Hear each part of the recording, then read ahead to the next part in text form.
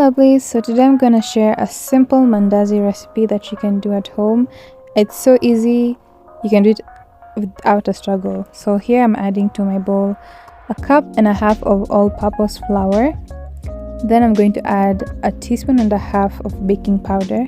To each cup of flour you add a teaspoon of baking powder depending on the size of family you're cooking for.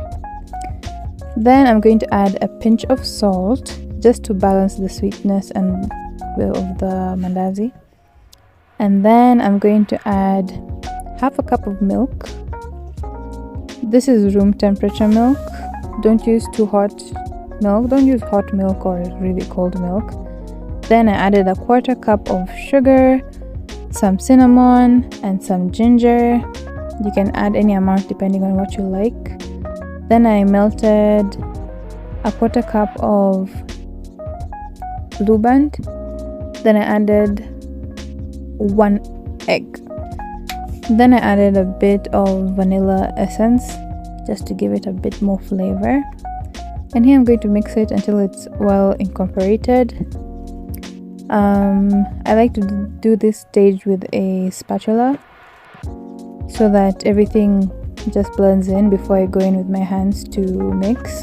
Then I added half a cup of flour. So in short, I did end up using 2 cups of all-purpose flour, which is okay still.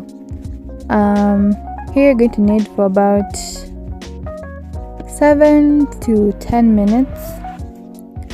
And when you know your dough is ready, when it's not sticking to your bowl, as you can see. So yeah, once you're at this stage, you just cover it for 30 minutes. Let it rest, let the ingredients do their thing before frying.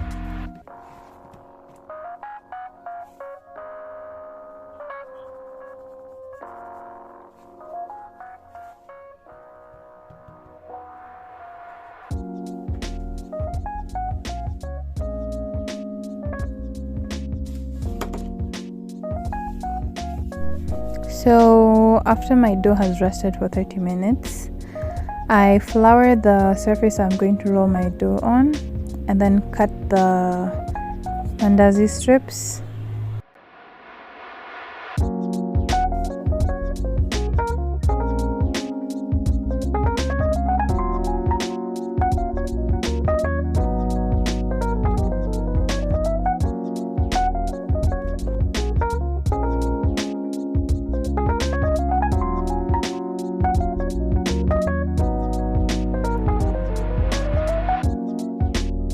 Cut them into bite-sized pieces.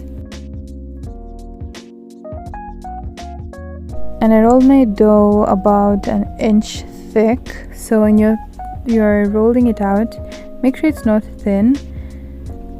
Make sure it's about 1 inch thick so that when you fry it, it puffs up really well. Don't overhandle your dough. Just make sure that you're not pressing on it so that everything turns out as you want it to be. So that's the size I ended up with. And then we're going to fry it on medium heat. Make sure your oil is hot enough but not too hot, because you want your mandazi to cook on the inside as well. You don't want doughy, sticky mandazi on the inside. So make sure your oil is hot enough, and then reduce the heat to medium. And then I like to turn my mandazi using a skewer so that I don't press on it unnecessarily. So I use a skewer to turn my mandazis. And you watch the color of the mandazis. Golden brown is a really good color. You don't want it to be too dark, because when it starts turning too dark, you're about to burn your mandazi. So yeah. So when you're ready, take your I use that I don't know the name to remove my mandazi from the oil. And that's all you need, guys. That's how you make your mandazi. It's a simple recipe. that you can do on at any time of the day, and it will give you some perfect tasting mandazis. See you next time.